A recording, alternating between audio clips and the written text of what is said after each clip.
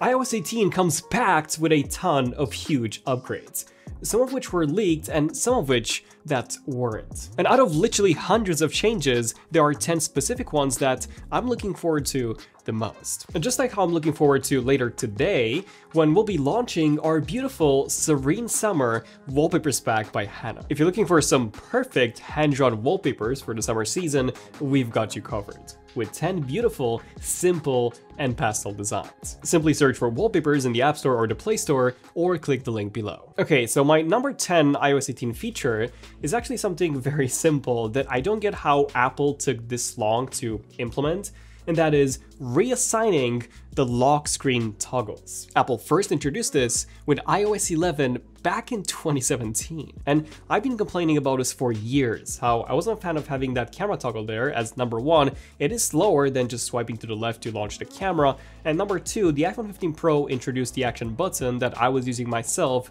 to launch the camera anyways, so I didn't need 3 ways of launching the camera from the lock screen. Well, that's now fixed, as you can literally have any toggle that you want on the home screen, whether that's a first-party toggle or a third-party one. You can change these however you see fit. Then at number 9, this is a fairly small change, but I do quite love it. You can now customize the summary tab in the activity app on the iPhone and have pretty much any layout that you wish, with whatever info that you want to see the most. The activity app is something that I myself use quite often, and I even have it as a set widget on my home screen. But I feel like every year Apple keeps making these big UI changes to the activity app, and in iOS 17, I was honestly not a fan of the redesign. They just merged everything into the summary page, and if I simply wanted to just take a look at my upcoming awards, they were buried all the way to the bottom. Well, now you can just make it your own, which is great.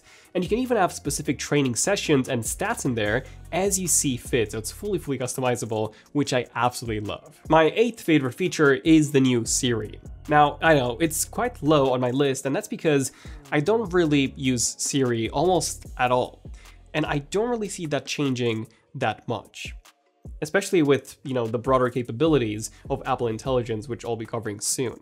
Now, Siri does have a new look with a border now surrounding your content, which I think looks great and is a far better approach than the Siri that we have now. You can also type to Siri, which is a feature that was previously hidden in the accessibility settings. Now, this is standard and way easier to find. So the major Siri upgrade here is contextual awareness. So for example, if you ask Siri about the weather in a location, and then in the next sentence you ask her to schedule a trip there, Siri will actually understand what there means from the previous sentence. And Siri can also interact with whatever's on your screen. So you can actually save an address from, let's say, a message directly to your address book by just asking her. And while Siri has improved significantly, Apple Intelligence, which I'll be discussing soon, that's the far bigger upgrade. Okay, now my 7th favorite feature is in messages. More specifically, we get a ton of new things here, but by far the best one, in my opinion, is the ability to now use satellite SOS for sending normal messages to your friends too. So if you're on a hike and you've literally got no signal, but you want to make your family and friends know that you're safe and everything is going well,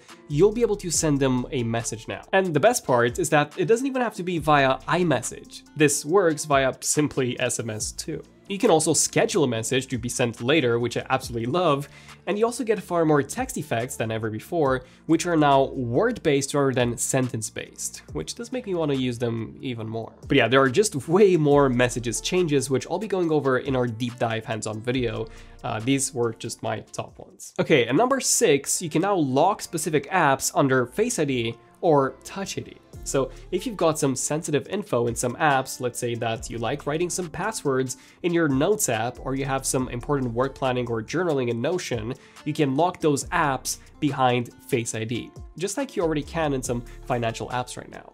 And I absolutely love that. Which brings me to my top 5 feature, which is mail categories. Now, to some of you, this may seem like nothing special. Oh, we've got automatic grouping into primary transactions, updates, and promotions, something that Gmail, Outlook, Spark, and literally every other mail client has had for years. But you see, what Apple does really well here is that it gives you a lot of control over those categories. So let's say that you constantly get a lot of spam from the same advertiser. Sure, you can unsubscribe from that advertiser, which means that moving forward, you won't get any spam emails, but you still have all the ones that you've received so far. Well, in Apple's new mail, you can just delete all the emails from that same advertiser with ease, as you can now view and manage emails grouped by the sender to per each of those categories. Okay, at number 4, the new Control Center has received its biggest update yet, and I'm all for it. It now features multiple pages that you can swipe for your favorite controls, like music, home, and more. You can also reposition and resize toggles as you like, but I think the best part is something called Controls Gallery, where you can easily add collections of controls without going into settings. And developers can also create templates for the controls gallery. And all of these can be picked as toggles for the action button if you've got an iPhone 15 Pro. So that action button now becomes even more powerful this way. Now, as for my top 3 change, we've got customizable icons. And this got leaked before, although I do think that we ended up with something even better. So if you want, you can now change the color of all of your icons. So if you've got this nice red wallpaper and you want all of your icons to match that theme, you can now change all of your icons to have a red background to them, without the need for you to use a third-party icon or anything like that. And what's quite surprising to me is that if you use dark mode, you can now enable dark mode for your icons as well, which means that now is the perfect time to start getting into customization apps. Wink wink, WallpaperZ. I think you guys are absolutely going to love some of the latest wallpapers in our app. Okay, at number 2, I've got the new customizable home screen, which yes, also got leaked before, and yes, Apple's implementation is better than in the leaks. Because unlike the leaks, which weren't very clear on how these empty spaces would be created, as they were referring to the possibility of having to create some blank spaces, in iOS 18 you can just place them anywhere you want in a natural way. Which means that if you've got a wallpaper with a pet, like our puppy paradise back right here, you can just have your icons placed around it and then keep the middle of the screen empty to be able to see your wallpaper in its entirety. And I feel like, especially since we've now got custom icons and we can place our apps anywhere we want, iOS is the closest it's ever been to Android. And I don't think that's a bad thing. Let me know if you guys agree. Which brings me to my top feature, the one that I'm excited for the most, and that is Apple Intelligence. Back in April, I predicted that Apple would be giving their AI a very specific name, which I guessed as Apple Intelligence, and it looks like my guess was correct.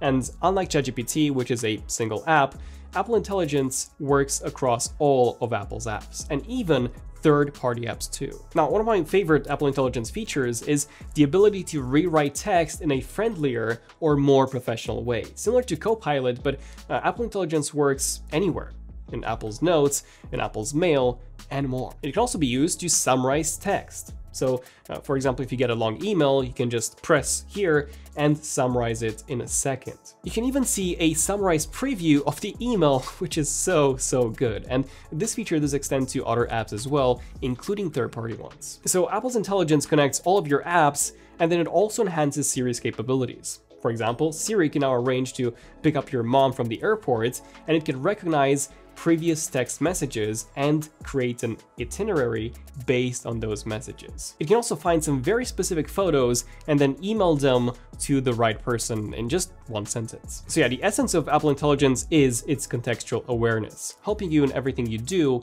by understanding your natural language as well as all the apps that you use. And it also offers some fun features like the ability to create AI emojis or even avatars. But a catch is that it only works on the A17 Pro chip or any M1 chip device. So that means iPhone 15 Pro or newer, or M1 iPad Pro or Mac or newer. But yeah, stay tuned for a hands-on video with the beta, as we'll be testing out a lot of these changes as well as some secret changes that Apple has not talked about at the event.